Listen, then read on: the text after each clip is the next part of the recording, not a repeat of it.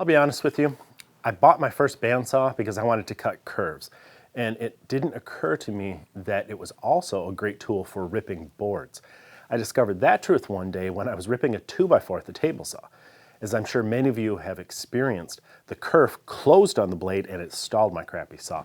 I was lucky I had a splitter behind the blade, or I might have had a dangerous kickback. So I hit the off switch. I thought about it for a minute. Then I decided to finish the cut on the bandsaw because I reasoned that the narrower blade on the bandsaw wouldn't bind as much as the wide blade if that kerf closed. And I was right, it worked. Over the years, I've come to find that the bandsaw is a great tool for a lot of rip cuts, particularly those that might be sketchy at the table saw, like crappy construction lumber that wants to pinch on a blade, or even rough sawn boards that are warped or cupped and need to be ripped down before they can be jointed. Why is the bandsaw a better choice in these cases? Because its blade is not only narrower than a table saw's, but it travels downward, pushing the wood towards the table rather than backward toward the operator as a table saw blade does. This means bandsaws don't kick back like a table saw might. A bandsaw can also be used to make cuts that aren't parallel to an edge without a jig. For example, I may want to position my project parts in the best looking part of a board, maybe to avoid flaws or to take advantage of grain direction. With a bandsaw, I can cut along an angled edge freehand, then join it straight, and now I have a reference to run against my fence for all the subsequent cuts. Of course, rough ripping with a bandsaw is one thing. If you want quality cuts, you have to take a little more care, and that's what this video is about. I'll give you some tips for better rip cuts at the bandsaw, including what blade to use, how to optimize your saw's setup, and what techniques will ensure the best result. Let's begin with your blade. It must be sharp.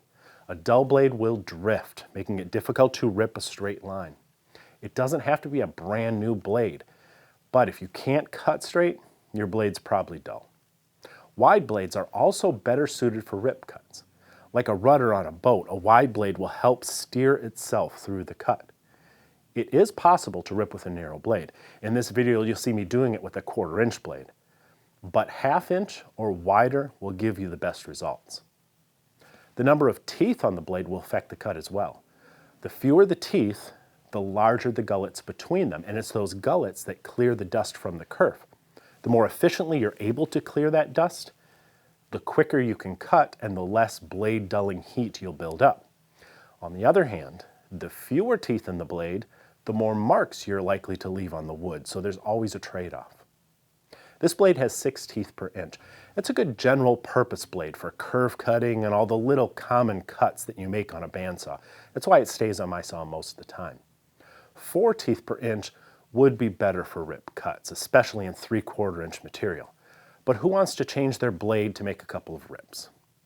I found that I can get by ripping hardwood up to 1 inch thick and softwood about 1.5 inches thick with this 1/4 inch 6 TPI blade, as long as I go slowly so those smaller gullets won't clog with dust. A 1/2 inch wide 4 TPI blade would be a better choice, but that would mean changing the blade, and who has time for that? Lucky for me, I have a second bandsaw with a nice wide blade. This one is just 3 teeth per inch, making it ideal for ripping thick hardwoods. This is the saw I use for most rip cuts, but I'll be using both these saws in this video to prove that you can get by with either blade as long as you adjust your speed to accommodate the number of teeth in it. What's even more important than the blade is that it's properly set up. It should run down the center of the wheel so that it's well supported during its cut. It should be properly tensioned according to your saw's recommendations, and the guides should be set as close to the blade as possible without rubbing on the blade's sides when you aren't cutting. Of course, you should be sure that your table isn't tilted so your cuts will be square.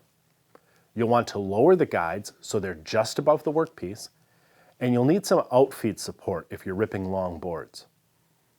You can freehand rip along a line with a little practice, but if you want a greater level of accuracy and repeatability, you might prefer a rip fence. If your saw didn't come with a rip fence, you might buy an aftermarket one. You might even make one from wood. Your fence should be set parallel to the blade. Some folks adjust their fence one way or another to account for blade drift. But if your blade's sharp and it's properly set up, it really shouldn't drift. If yours does, I'd spend some time tuning up your saw and making sure your blade's sharp. If that doesn't solve the problem, then you might have to adjust your fence for drift. Now here's a fast way to do that.